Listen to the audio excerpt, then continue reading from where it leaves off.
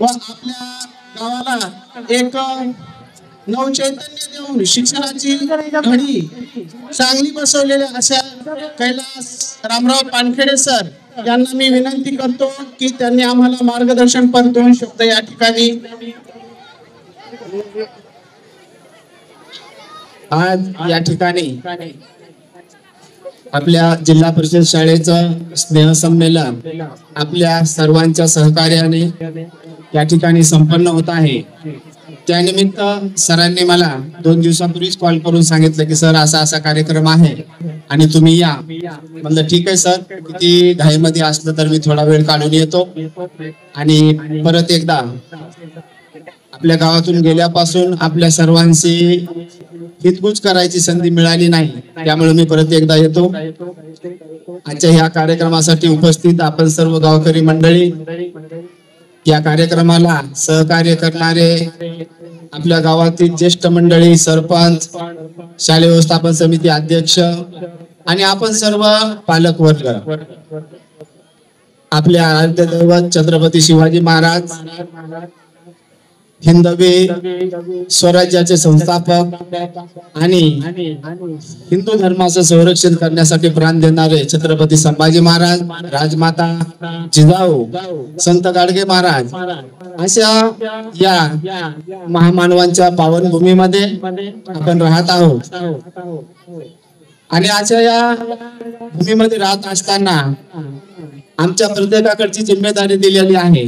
ती जिम्मेदारी आम्ही प्रत्येकानं पार पाडत पुढे आमचं आयुष्याचं मार्गक्रमण करत असतो.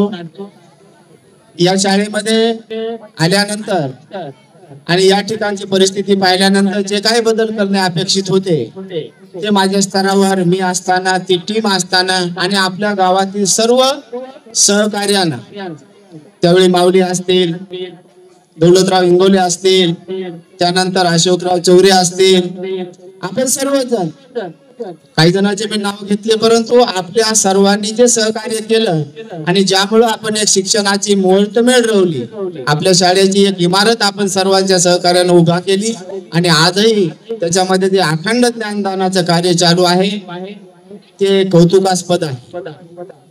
कदाचित आपण सर्वजण आपल्या मुलांना सकाळी तयार करून शाळेत पाठवतो, आपल्याला माहित नसेल की आपल्या शाळेची गुणवत्ता काय आहे, आपली शाळा कसं मार्गक्रमण करत आहे. पण ते शाळेच्या संपर्कात आहेत असं सर्वांना माहित आहे की आपली शाळा आज तालुक्यामध्ये 1 नंबर आहे. आणि या सर्व शिक्षकांचं आपण एकदा जोरात टाळी वाजून अभिनंदन करायला. कारण लक्षात ठेवा, जर आम्ही ज्ञानदान करणाऱ्यांचं किंवा ज्यांच्याकडे ज्ञानदान करण्याची जबाबदारी दिलेली आहे त्यांच्या पाठीवर जर थाप आम्ही मारली नाही तर त्याही पेक्षा जास्त अपेक्षित कार्य आम्हाला मिळणार नाही. आणि म्हणून आम्ही सर्वांनी त्यांच्या पाठीशी उभा राहायला पाहिजे. आज जो या ठिकाणी स्टाफ आहे तुमच्या शाळेमध्ये काम करणारा अतिउत्तम आहे. आपल्या गावाला एक चांगली परंपरा लाभलेली आहे. संभाजी मामा हमेशा आम्हाला सांगायचे, जुन्या गुरुजीपासून अनुभव सांगत यायचे. परंतु माझ्या लक्षात असणारे सैदानी सर असतील, इतकलवार सर असतील, त्याच्यानंतर कुंटुरवार सर असतील, त्याच्यानंतर माझा नंबर लागला, त्याच्यानंतर जाधव सर आहेत, पवळे सर आहेत, मसलेकर सर, कट्टेकर मॅडम, या प्रत्येकानं आपल्या शाळेला काही ना काहीतरी योगदान दिलं आणि म्हणून आपली शाळा ही शिखराकडे वाटचाल करत आहे. आपल्या शाळेची गुणवत्ता तालुक्यामध्ये 1 नंबर आहे, हे वाखण्यासारखं काम आहे. आणि म्हणून आपल्या शाळेतल्या मुलांना 5वी पर्यंत गावात शाळा आहे म्हणून 5वी पर्यंत कुठेही टाकायची गरज नाही, आधी लक्षात घ्या. आपल्या गावात जोपर्यंत शाळा आहे, तुम्ही जर 1 घंटा अर्धा घंटा तुमच्या मुलांना वेळ दिला, कुठल्याही शाळा टाकायचं काम. कारण मुलांना ज्यावेळी आपण बाहेर टाकण्यासाठी किंवा मोठ्या एखाद्या शाळेमध्ये टाकण्यासाठी स्वप्न पाहतो, तेव्हा त्याची एक व्यवस्थित प्लॅनिंग आपल्याकडे असली पाहिजे. माझा मुलगा माझी मुलगी मी जेव्हा गावाच्या शाळेतून काढतो तेव्हा मला त्याला किमान 12वी पर्यंत चांगलं शिक्षण द्यायचंय आणि तोपर्यंत माझ्याकडे त्याचं नियोजन असलं पाहिजे.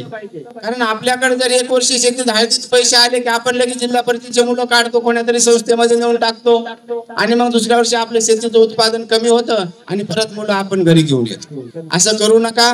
5वी पर्यंत आपल्या गावातली शाळा चांगली आहे, आपल्या गावामध्ये शिक्षणही चांगलं आहे, गुणवत्ताही चांगली आहे.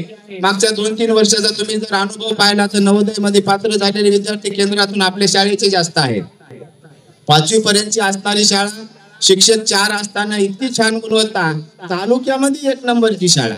म्हणून या सर्व शिक्षकांना केलेलं काम, त्यासोबत आपण सर्वांनी त्यांना केलेलं सहकार्य हे अतिशय मोलाचं आहे. मी होतो तेव्हाही आपल्या सर्वांचं सहकार्य होतं. सर मला वेळोवेळी सांगत असतात की सर आजही गावाचं सहकार्य आहे. याच वर्षी आता शिवजयंती निमित्त आपले तरुण तरफदार सरपंच गजानन इंगोले यांना आपल्या सर्व मुलांना यावर्षी युनिफॉर्मचं वाटप केलेलं आहे. अतिशय स्तुत्य उपक्रम आहे त्यांचा. त्यांच्यासाठी एकदा आपण सर्वांनी जोरात टाळ्या वाजल्या पाहिजे.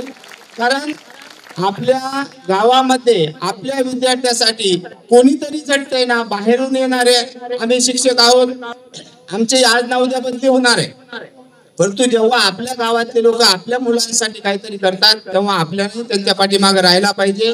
आपल्या विद्यार्थ्यांच्या हितासाठी जे जे कोणी काम करत त्यांच्या सर्वांच्या पाठीमागे आपण राहिलं पाहिजे. आणि मी तर जिथं जिथं जातो तिथं तिथं आपल्या गावचं उदाहरण देत असतो की पिंपळा चौरे गाव, या गावामध्ये शाळेमध्ये येणारे सर्व पालक राजकारण असं शाळेच्या बाहेरच्या फुटीला अडकतात आणि शाळेमध्ये पाऊल ठेवतात. ते तुम्हाला कुठेही पाहायला भेटणार नाही. शालेय व्यवस्थापन समितीची निवडणूक असू द्या, शाळेतलं कोणतेही कार्य असू द्या, आपल्या गावा इतकं प्लेन कुठेही काम चालत नाही. कुठेही गावातले लोक राजकारण त्या शाळेमध्ये आणतात आणि मग त्या शाळेचा सत्यानाश होतो. आपली इथली जी परंपरा आहे ती अशीच चालू राहू द्या. आपण शिक्षकाच्या पाठीमागे उभे राहा. प्रत्येकानं आपल्या विद्यार्थ्यासाठी कितीही काम असलं तर 1 तासाचा वेळ काढा. विद्यार्थी कोणत्याही वर्गात शिकत असला त्याच्या आईनं, त्याच्या वडिलांना, त्याच्या आजोबानं ज्यांना शक्य असेल त्यांना वेळ काढा.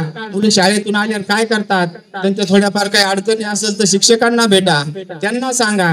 कारण आपल्या मुलांना घडवायला दुसरं कोणी येणार नाही. आपल्या मुलांची जिम्मेदारी आपल्यावर आहे. आपण आपल्या मुलांना जर वेळ दिला नाही, नुसते पैसे लावून काय उपयोग नाही. आणि मुलं कोण्याही शाळेत शिकले तर मुलं घरी आल्यावर काय करतात याच्यावर मुलांची गुणवत्ता लक्षात ठेव. म्हणून आपले मुलं आपल्या शाळेतून घरी आल्यानंतर 1 तास ते वाचन करतात का, ते अभ्यास करतात का, त्यांची काही अडचण आहे का. आम्ही मंदिराजवळ बसतो, आम्ही कुठं पारावर गप्पा मारत बसतो, पण आमच्या मुलांना वेळ देत नाही. म्हणून तुम्हाला जर प्रत्येकाला वाटत असेल की आपलं लेकरू घडलं पाहिजे तर अगोदर तुम्ही वेळ द्या. म्हणजे तुमच्या लक्षात येईल की तुमच्या मुलांना काय येते. तुमचा मुलगा वाचनात कुठं आहे, लेखनात कुठं आहे, भागाकार गुणाकार काय जमत नाही. कारण शाळेत तर सर्वांसाठी प्रयत्न चालू आहे, परंतु तुमचं लक्ष असणं गरजेचं आहे. कारण तुम्हाला जर तुमचे लेकरं मोठे करायचे असतील, मोठ्या पदावर पाठवायचे असतील, आणि आता तुम्हाला जवळ उदाहरण आहेत, तुम्हाला बाहेरचं उदाहरण द्यायची गरज नाही. माऊलींना त्यांच्या परिवारांना जो त्याग केला, एवढा दिवस त्यांना मेहनत घेतली लेकरं शिकवण्यासाठी, आणि आज तुम्ही पाहत आहात वेगवेगळ्या पदावर हे मुलं काम करतात. मग हे आपल्याला दिसलं पाहिजे. आपल्याला आता दुसऱ्या गावातलं उदाहरण द्यायचं काम नाही, कुठलं वसमतचं नाही, हिंगोलीचं नाही, आपल्या गावात उदाहरण आहे. आणि लक्षात ठेवा, मिडल क्लासच्या आपल्या परिवारांना लेकरं उभा करायचे असतील तर सर्वात मोठं साधन शिक्षण आहे. जर आपण आपल्या मुलांना शिक्षण चांगलं दिलं तर बाकी काही द्यायची गरज नाही. त्यांना 4-2 एकर जमीन घेऊन ठेवू नका, चांगले घर बांधू नका, काही करू नका, त्यांच्यासाठी पैसेही बँक बॅलन्स ठेवू नका. त्यांना चांगलं शिक्षण कसं देता येईल पहा. ते जेवढं चांगलं शिक्षण घेतील तेवढं त्यांच्या आयुष्यामध्ये खंबीरपणे उभा राहतील. जेवढे चांगले त्यांना पुस्तकं वाचायला देता येतील तेवढे द्या. कोणत्याही कार्यक्रमामध्ये पुस्तकाचा उपक्रम, मी आता सरपंचांना म्हणलं यापुढे तुम्ही मुलांसाठी पुस्तकं मागवा. काही कार्यक्रमामध्ये मुलांना पुस्तक वाटप करा. कारण तुमच्या इथं जर पेरलं तर ते उगते. कारण कोणत्याही गावामध्ये ही गोष्ट सांगून काही फायदा नाही. आपल्याकडे जर सांगितलं तर ते तुम्ही करू शकता. कारण तुम्ही पहिले त्याचे पॉझिटिव्ह माइंड आहात. तुम्ही सांगितलं त्या पद्धतीने आम्हाला सहकार्य करता म्हणून सांगायलो की तुम्ही या जर गोष्टी केल्या तर तुमचे लेकरं कोण्याही स्पर्धेमधून मागे राहणार नाहीत. आपल्या मुलांना चांगले संस्कार असू द्या. प्रत्येक आपण ज्या परिस्थितीमध्ये आहोत त्या परिस्थितीची जाणीव मुलांना होऊ द्या. त्यांना चांगले संस्कार द्या. येणारा काळ फार भयानक आहे. या काळामध्ये या स्पर्धेमध्ये आपले लेकरं टिकवायचे असतील तर एकमेव एक आणि सर्वात चांगलं सुवर्ण साधन आहे ते म्हणजे शिक्षण. शिक्षणाशिवाय परिस्थिती बदलता येत नाही. तुम्ही कितीही पैसे केले, कितीही मोठे धंदे टाकले, मुलांना चांगले शिक्षण नसेल तर मुलं उभा राहू शकणार नाहीत. म्हणून आपणा सर्वांना पुन्हा एकदा कळकळीची विनंती आहे, आपण ज्या पद्धतीनं सहकार्य शाळेला करता असंच राहू द्या. याच पद्धतीनं येणारे मी गेलो, जाधव सर आले, काही दिवसांनी जाधव सर जातील, दुसरे शिक्षक येतील, पोवळे सर जातील, दुसरे शिक्षक येतील. शाळा तीच राहणारे, गावातले तुम्ही तेच आहात. येणाऱ्या प्रत्येक शिक्षकाला सहकार्य करा. येणारा प्रत्येक शिक्षक चांगलाच असतो आणि म्हणून आपल्या गावाचा विकास होत असतो. आपण सर्वांना शाळेला आधार दिलेला आहे, यापुढे देत राहाल. परत एकदा मी आपल्या सर्व शिक्षकांचं, आपल्या शाळेतल्या सर्व शिक्षक वृंदाचं मनापासून अभिनंदन करतो. त्यांच्या या कार्याला परत एकदा प्रेरणा मिळावी, त्यांच्या हातून या गावासाठी अनेक चांगलं कार्य घडावं ही अपेक्षा ठेवतो. आपण सर्वजण मुलांचा कार्यक्रम पाहण्यासाठी या ठिकाणी थांबलेला आहात. जास्त वेळ न घेता या ठिकाणी थांबतो. धन्यवाद.